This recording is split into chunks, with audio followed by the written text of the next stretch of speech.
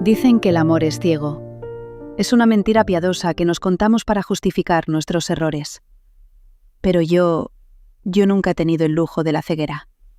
Mi nombre es Portia, y si conocéis mi historia, probablemente penséis que trata sobre un mercader, un préstamo y una libra de carne. Os equivocáis.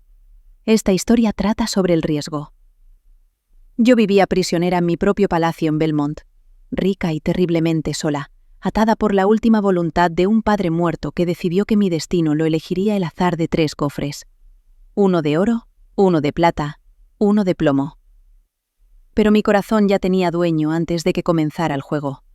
Basanio. Y para entender por qué arriesgué mi fortuna y mi alma por él, debéis ver lo que yo vi antes de que las sombras se alargaran. Fue el último verano que mi padre estuvo vivo.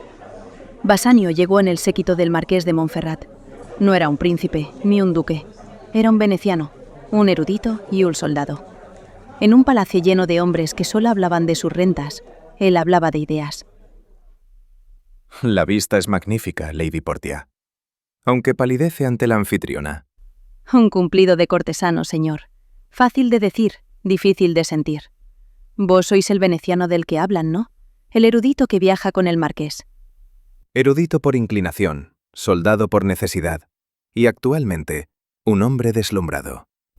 Un soldado y un erudito. Una combinación peligrosa en Belmont, donde los hombres suelen blandir solo bolsas de monedas y títulos vacíos. Entonces temo que estoy desarmado en este campo de batalla, mi señora. Mi bolsa es ligera, solo tengo palabras, y la espada está colgada en la pared. No tengo nada que ofrecer que el mundo valore hoy en día. A veces, Basanio, las bolsas ligeras albergan almas pesadas, y las palabras, si son verdaderas, cortan más profundo que las espadas. Encuentro vuestra falta de armadura refrescante. No se dijeron más palabras, no hicieron falta. En ese instante, entre una reverencia y una mirada, supe que si el destino me permitiera elegir, lo elegiría a él. Él no veía mi oro, me veía a mí. Pero el destino es cruel. Mi padre murió poco después, y con su último aliento convirtió mi futuro en un juego de azar encerrado en 3 cofres. El luto apenas había terminado cuando la paz de Belmont se rompió. Las puertas se abrieron y el silencio fue sustituido por el estruendo de carruajes. Llegaron rivales formidables. Primero, el príncipe de Marruecos, un hombre que creía que el mundo entero debía rendirse a sus pies. No dudó ni un segundo. Fue directo al cofre de oro. Leyó la inscripción: «Quien me elija, ganará lo que muchos desean». Pensó: ¿qué desean todos? A mí y a ti, Portia. Pero mi padre era sabio. Dentro del oro no había un retrato, sino una calavera. El mensaje era claro: no es oro todo lo que reluce. El deseo es una trampa mortal. Marruecos se fue humillado. Luego vino el príncipe de Aragón, un hombre tan orgulloso que no miró el oro, sino la plata. La inscripción decía: «Quien me elija, obtendrá tanto como merece». Él sonrió y dijo: «Nadie merece más que yo». Abrió la plata y encontró el retrato de un bufón. Porque quien asume que merece todo por derecho de nacimiento no es más que un tonto. La prueba funcionaba. El oro y la plata filtraban a los vanidosos. Pero me di cuenta de una terrible verdad. Para tener el derecho a equivocarse, esos hombres habían pagado fortunas. Basanio tenía el alma correcta, pero los bolsillos vacíos. Y en nuestro mundo, lamentablemente, la puerta no se abre al mérito, sino a la apariencia. Para competir contra príncipes, Basanio necesitaba la máscara del éxito, y esa máscara costaba 3.000 ducados. Desesperado por estar a la altura de mis pretendientes reales, Basanio arrastró a su mejor amigo a la oscuridad. Para financiar su transformación en un digno pretendiente, Basanio acudió a la única persona en el mundo que nunca le había cerrado la puerta: Antonio, el mercader de Venecia. Pero había un problema. Basanio ya le debía una fortuna a Antonio, dinero gastado en juergas de juventud que nunca devolvió. Pedir más parecía una locura. Antonio, conoces bien mi situación. He vivido por encima de mis posibilidades y he dilapidado mi escaso patrimonio. A ti, Antonio, es a quien más dinero debo, tanto en dinero como en amor. Dímelo, buen Basanio. Sabes que mi bolsa, mi persona y mis recursos extremos están todos abiertos para tu uso. En Belmont hay una dama rica heredera, hermosa y de virtudes maravillosas. Su nombre es Portia. El viento trae a su costa a pretendientes de todos los rincones del mundo. Antonio, si tuviera los medios para competir con ellos, presiento que tendría éxito. Y con su fortuna, podría pagarte todas mis deudas. Basanio le pedía una última apuesta. Antonio quería dárselo. Lo habría hecho al instante, pero miró su arca y estaba vacía. No porque fuera pobre, sino porque era un mercader de verdad. Sabes bien que toda mi fortuna está ahora mismo en el mar. No tengo dinero en efectivo, ni mercancías que pueda vender de inmediato para levantar esa suma. Mis barcos están rumbo a Trípoli, a las Indias, a México. Hasta que regresen soy rico en papel, pero pobre en oro. Entonces, no hay esperanza. No he dicho eso. Mi dinero no está aquí, pero mi crédito en Venecia sigue intacto. Ve, sal a la calle. Pregunta quién puede prestar dinero con mi nombre como garantía. Hazlo saber. Antonio pagará. Consigue el dinero como sea para ir a Belmont. Yo firmaré cualquier contrato por ti. Fue la generosidad lo que los condenó. Antonio le dio a Basanio un cheque en blanco firmado con su reputación, y con ese permiso, Basanio salió a buscar al único hombre que tenía 3.000 ducados líquidos en ese momento: Shylock, el prestamista. 3.000 ducados. Bien. Sí, señor, por 3 meses. Por 3 meses. Bien.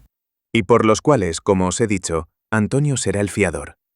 Antonio será el fiador. Bien. ¿Podéis ayudarme? ¿Queréis hacerlo? ¿Puedo saber vuestra respuesta? 3.000 ducados por 3 meses y Antonio como fiador. Antonio es un buen hombre, pero sus medios son hipotéticos. Tiene un barco con destino a Trípoli, otro a las Indias. Me han dicho que tiene un tercero en México y un cuarto en Inglaterra. Pero los barcos no son más que tablas, y los marineros, hombres. Hay ratas de tierra y ratas de agua, ladrones de tierra y ladrones de agua. Quiero decir, piratas. Además, existe el peligro de las aguas, los vientos y las rocas. Shylock, aunque no acostumbro a prestar ni a tomar prestado dando ni recibiendo intereses, para socorrer las necesidades urgentes de mi amigo, romperé mis costumbres. Señor Antonio, muchas veces en el Rialto me habéis reprochado mis dineros y mis usuras. Siempre lo he soportado con un encogimiento de hombros paciente, porque el sufrimiento es la insignia de toda nuestra tribu. Me llamáis hereje, perro sanguinario, y escupís sobre mi gabardina judía, y todo por el uso que hago de lo que es mío. Bien, ahora parece que necesitáis mi ayuda. Venís a mí y decís: Shylock, quisiéramos dinero. ¿Qué debo deciros? ¿No debería deciros: ¿tiene dinero un perro? ¿Es posible que un chucho preste 3.000 ducados?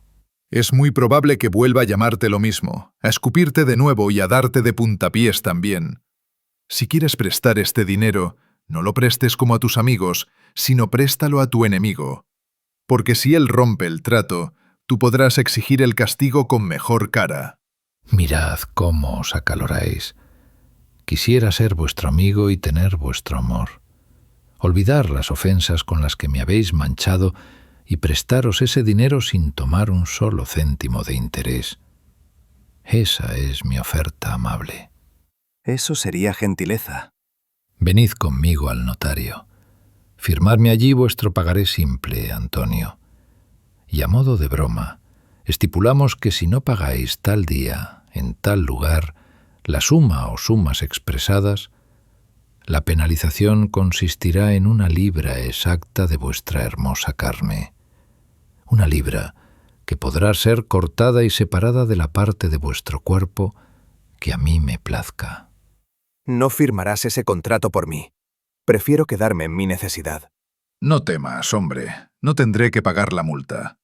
Dentro de 2 meses, es decir, un mes antes de que expire el plazo, espero el regreso de mis barcos con 9 veces el valor de la fianza.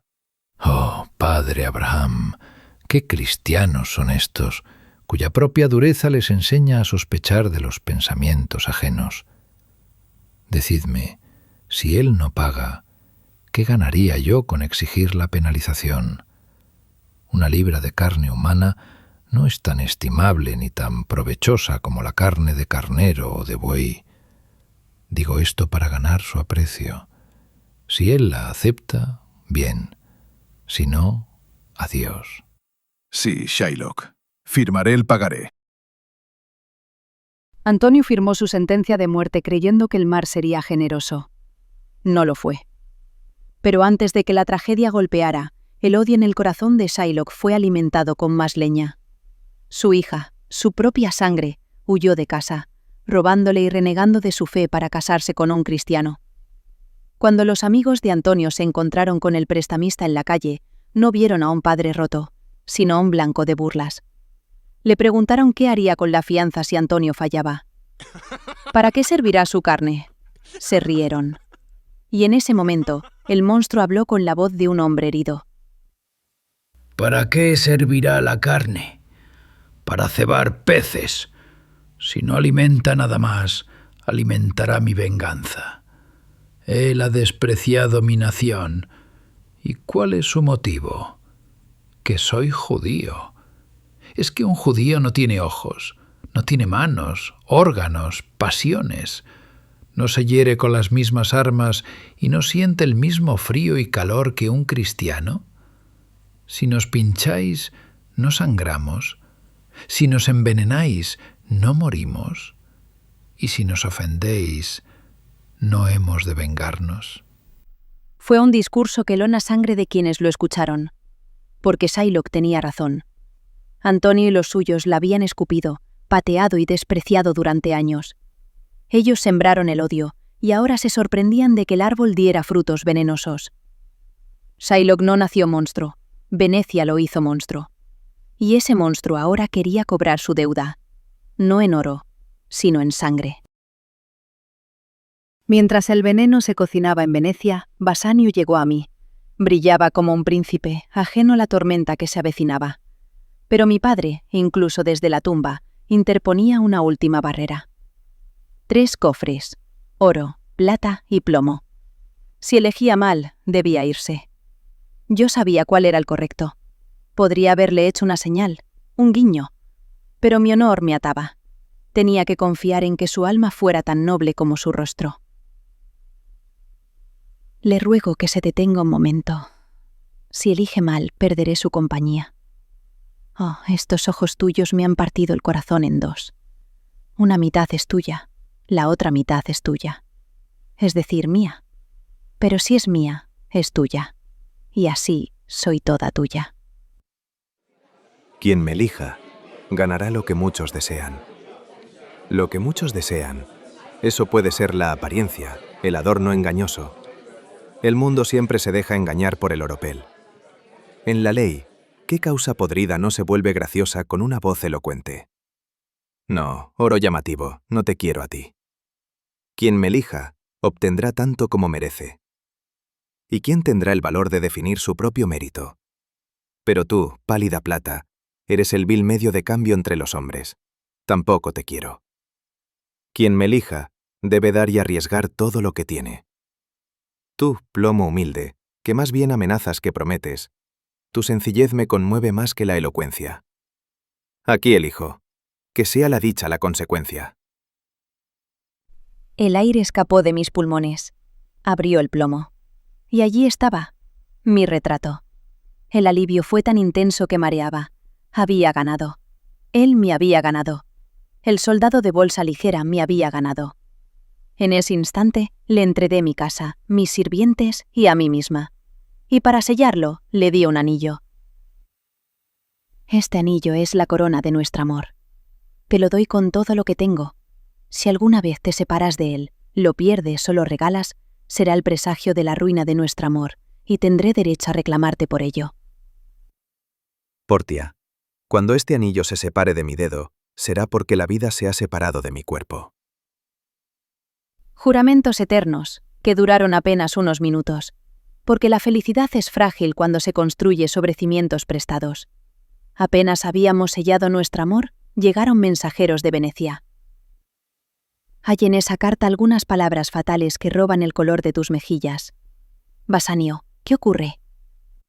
Oh, dulce Portia, he firmado mi bicha con la sangre de un amigo. Para venir aquí me endeudé con un judío llamado Shylock y Antonio firmó por mí. La carta dice que sus barcos han naufragado.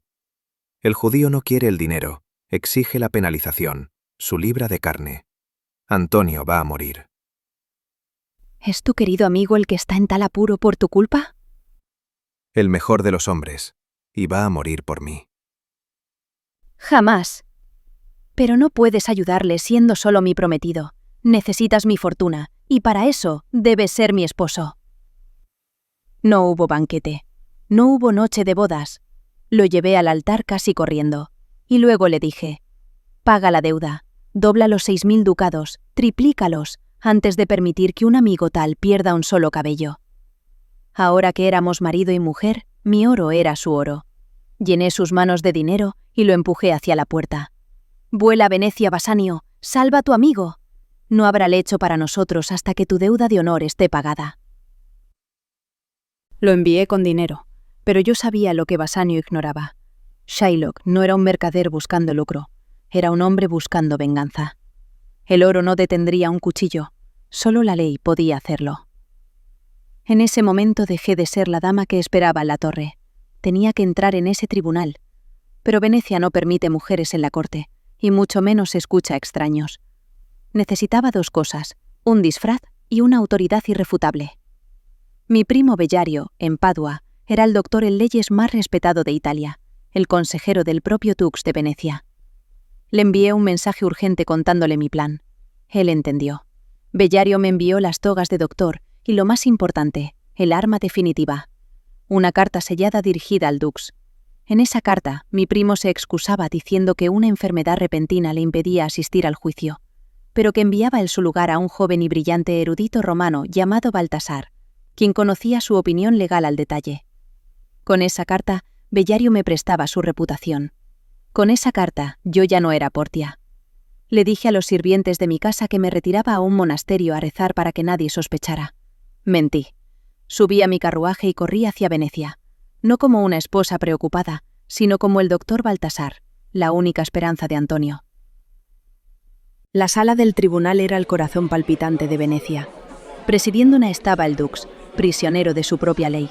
Él quería salvar a Antonio, pero si rompía un contrato legal, ningún mercader extranjero volvería a confiar en Venecia y la ciudad se hundiría. Allí estaba Antonio, esperando la muerte. A su lado, mi esposo Bassanio, destrozado por la culpa. Y aislado como una isla de rencor, Shylock, con la ley de su lado y un cuchillo en la mano. El juicio estaba en un punto muerto. Nadie respiraba, hasta que se abrieron las puertas y entré yo. ¿Venís de parte de Bellario? ¿Sois vos el doctor que esperábamos? Lo soy, mi señor, y conozco el caso al detalle. Con la venia del Dux asegurada, me giré. Ignoré las lágrimas de Bassanio y la resignación de Antonio. Mis ojos buscaron al único hombre que tenía el control. Shylock, he examinado el documento. Es legal y vinculante. La ley de Venecia no puede impedir que procedáis.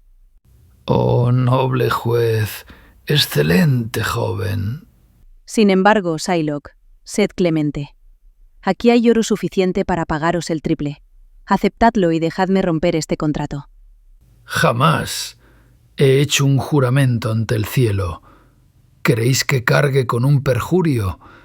Exijo la ejecución de la sentencia. Entonces no hay remedio. Antonio, descubrid vuestro pecho. Y vos, Shylock, preparad el cuchillo. Estoy listo. Adiós, Bassanio. No lamentes que muera por ti. Yo muero contento, sabiendo que pagué tu deuda. Un momento, hay algo más. ¿Qué sucede ahora? ¿Se nos va el tiempo? Este contrato te concede una libra de carne, es cierto. Pero no veo escrito ni una sola gota de sangre. Las palabras son expresas, una libra de carne, ¿Cómo decís? Tómala, es tu derecho. Pero si al cortarla derramas una sola gota de sangre cristiana, tus tierras y tus bienes serán confiscados por el Estado de Venecia. Así lo dicta la ley. ¿La ley dice eso? Tú pediste justicia rigurosa, y justicia tendrás. Corta. Pero recuerda, si cortas más o menos de 1 libra exacta, aunque la diferencia sea tan leve como un cabello, morirás y lo perderás todo. Dadme mi dinero entonces, y dejadle ir. Ni hablar. Rechazaste el dinero ante la corte. Solo tendrás justicia. Y como has atentado contra la vida de un ciudadano, la mitad de tus bienes son para Antonio, y la otra mitad para el Estado. De rodillas, Shylock. Tu vida ahora depende únicamente de la misericordia del Dux. Shylock fue destruido, no por la espada, sino por las mismas palabras que él adoraba. Antonio se salvó. Pero la diversión no había terminado. Como pago por mis servicios legales siendo Baltasar, le pedí a Basanio una sola cosa: el anillo que llevaba. El anillo que juró no quitarse nunca. A regañadientes se lo dio al abogado. Ahora, bajo la luna de Belmont, era hora de cobrar esa última deuda. ¿Dónde está el anillo que te vi? Ese cuyo lema era «Ámame y no me dejes». Dulce Portia, si supieras a quién se lo di, y por quién se lo di, y con qué dolor lo di, calmarías tu enfado. Si hubieras conocido la virtud del anillo, o tu propio honor al conservarlo, no te habrías desprendido de él. ¿Qué hombre es tan irracional que, si lo hubieras defendido con un poco de celo, habría insistido en quitártelo? Me parece que ese anillo se lo diste a alguna mujer. No, por mi honor, señora, a ninguna mujer. Se lo di a un doctor en leyes civiles que rehusó 3.000 ducados de mí y rogó por el anillo. Se lo negué al principio, pero se fue ofendido. Él, que había salvado la vida de mi querido amigo. Tuve que enviárselo. Perdóname, buena señora. Pues mientras no vea el anillo, no entrarás en mi cama. Señora, yo soy la infeliz causa de estas riñas. No os aflijáis, señor Antonio. Basanio, dale este anillo a Antonio. Dile que lo guarde mejor que el otro. Por el cielo, es el mismo que le di al doctor. Lo tuve del doctor. ¿Tú? ¿Acaso dudáis de mi palabra, señor? Nunca me fui a ningún monasterio, Basanio. Yo fui Baltasar. Pero, ¿el juicio? ¿La ley? Digamos que mi primo Bellario es un excelente maestro. Antonio, esto es para vos. No preguntéis cómo lo he conseguido, pero leedlo. Mis barcos. 3 de mis galeones han llegado a puerto. Estoy salvado. Todos estamos salvados. Basanio creyó que el amor era un juego de azar, donde se gana eligiendo el cofre correcto. Pero esa noche yo comprendí la verdad. Que para salvar lo que amamos, a veces una mujer debe salir de su caja de cristal, ponerse una máscara y reescribir las leyes del destino. La justicia es ciega, dicen, pero el amor lo ve todo.